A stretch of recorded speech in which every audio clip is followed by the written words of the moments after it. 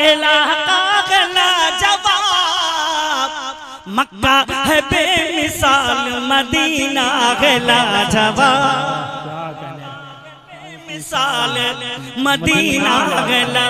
الحمد للہ وکفا والسلام علی عباده الذین اصطفى، اما بعد فاعوذ باللہ من الشیطان الرجیم، بسم اللہ الرحمن الرحیم۔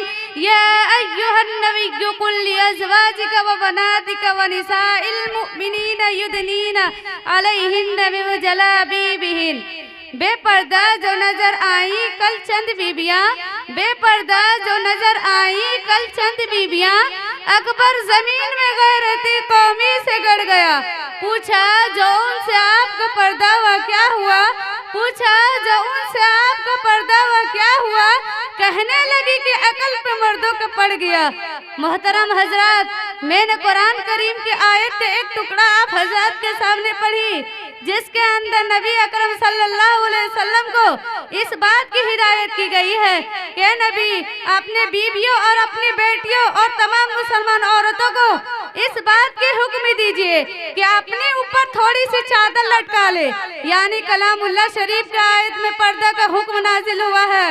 قرآن پاک کی ایک دوسری آیت کا ٹکڑا ہے وَلْيَضْرِبْنَ بِخُمُرِهِنَّ عَلَى جِيُوبِهِنَّ کہ عورتیں اپنے اوڑھنیوں کو سینوں پر ڈال لیا کرے۔ اس آیت سے بھی پردہ کی جانب اشارہ ہے۔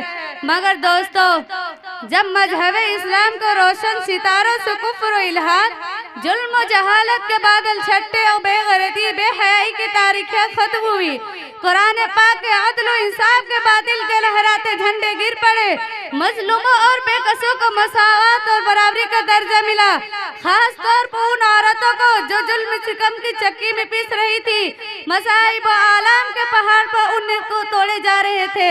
اسلام نے ان کو ذلت و پستی کے غار سے نکال کر بلندی پر پہنچایا۔ ظہور اسلام سے لے کر صدیوں تک مسلمان عورتوں کی بڑائی کے گیت گائے جاتے رہے۔ اگر تاریخ کا اوراق کھولے جائیں تو غیر مسلم عورتوں پر مسلمان عورتوں کی فضیلت اور برتری دکھائی دے گی، لیکن دیکھتے ہی دیکھتے پوری دنیا میں شیطانی ڈنکے بجنے لگے۔ مسلمان عورتوں کو مکاری و اغیاری کے فندے میں پھنسانے کے ارادہ ہونے لگے۔ مسلمان عورت کو اس کی گھر کی چہار دیواری سے نکال کر شارع عام بدنام و رسوا کرنے کے انتھک کوشش کی گئی۔ اسے شم میں محفل بنا کر درندہ صفت انسانوں کے حوالے کیا گیا۔ پردے کی مخالفت میں لاکھوں صفات سیاہ کر دیے گئے۔ ان کی صرف ایک ہی صدا تھی کہ پردہ کے گرہبان کو چاک اور ریزہ ریزہ کیا جائے اور عورت کو بے لگام اور بے حیا چھوڑ دیا جائے اور جو چاہے گل کھلائے۔ چنانچہ خواہشات کو ان پٹھوں کے آرزویں پوری ہوئی اور انہوں نے آہستہ آہستہ مسلم خواتین کو بہکا لیا، اور مسلم عورتوں نے بھی پردے جیسے عجیب نعمت کو پیٹ پیچھے ڈال کر مردوں سے کاندھا ملا کر چلنا شروع کر دیے۔ پھر نہ پوچھئے کہ اسلامی معاشرہ کن کن خرابیوں سے دوچار ہوا، کتنی مصیبتوں آفتوں کا سامنا ہوا۔ بدکاری و زناکاری عام ہوتی چلی گئی، مکانوں دکانوں بستیوں بیابانوں میں برائیاں ہی برائیاں نظر آنے لگی۔ محترم دوستو، اگر اسلام دشمن طاقت یورپ امریکہ پردے کے خلاف نعرہ بلند کرے تو ہمیں اس پر کوئی تعجب حیرانی نہیں، چونکہ اسلامی تعلیمات کو ہر طرح کا بدنام کرنا ان کا شیوا بن چکا ہے۔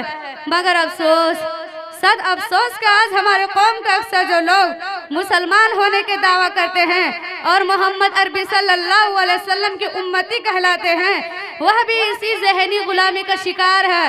خاص طور پر انگریزی تعلیم یافتہ طبقہ تو اس میں زیادہ مبتلا ہے۔ وہ بھی پردہ کے معاملہ میں اسلام دشمنوں کے ساتھ ہیں اور انہی کے دوش بدوش چل رہے ہیں۔ کسی شاعر نے ایسے ہی لوگوں کے بارے میں کہا ہے، انہی کی محفل سنوارتا ہوں، انہی کی محفل سنوارتا ہوں، چراغ میرا ہے رات ان کی، انہی کے مطلب کی کہہ رہا ہوں، انہی کے مطلب کی کہہ رہا ہوں، زبان میری ہے بات ان کی۔